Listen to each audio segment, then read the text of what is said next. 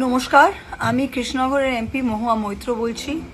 আমি সমস্ত মুসলিম ভাই বোনদের কাছে একটি আবেদন করতে চাই যে আপনারা প্লিজ এখন এই ওয়াকফ সংশোধনী অ্যাক্টের পরে বাংলায় যা একটু আমরা অসন্তোষ আবেগ যা প্রকাশ হচ্ছে, আপনাদের আমরা হাত জোর করে আবেদন করছি আপনারা প্লিজ সংযত হন।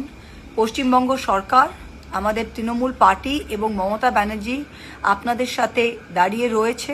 আপনাদের রক্ত আমাদের রক্ত। আমরা লাস্ট দম অবধি এই বিলটাকে, এই অ্যাক্টটাকে অপোজ করব এবং বাংলার মাটিতে যেরকম এনআরসি হতে দিইনি, ওয়াকফ বিল কোনোদিনই মমতা ব্যানার্জি থাকাকালীন এই বিল আমরা আনতে দেব না। আমি নিজে এটা সুপ্রিম কোর্টে আবেদন করেছি, 16 তারিখে এটা উঠছে কোর্টে। আমরা এটা টুথ অ্যান্ড নেইল অপোজ করছি এবং কোনো মুসলমান ভাইকে, দ্বিতীয় শ্রেণীর ভাই বা বোনকে দ্বিতীয় শ্রেণীর নাগরিক হয়ে পশ্চিমবঙ্গের মাটিতে থাকতে হবে না।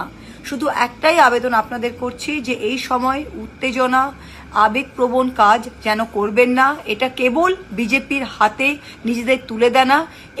এই অজুহাত নিয়ে বিজেপি এবং কেন্দ্র সরকার কিন্তু মুসলমানদের আরও তকমা লাগাবে, আরও আপনাদের পেছনে কোনো কিছু কাজ করবে যাতে আপনাদের ক্ষতি হয়। এই সুযোগটা দয়া করে দেবেন না। মাথা খরচ করে কাজ করুন, আমরা রয়েছি। আপনাদের মাথার একটা চুলও কেউ ছুঁতে দেবে না। মমতা ব্যানার্জি লাস্ট দম অবধি আপনাদের জন্য লড়ে যাচ্ছে। এই ওয়াকফ আইন আমরা কোনোদিনই বাংলায় প্রযোজ্য হতে দেব না। আপনারা আমাদের ওপর একটুখানি আস্থা রাখুন, আমরা সবাই আছি আপনাদের জন্য। প্লিজ সংযত হন। Thank you.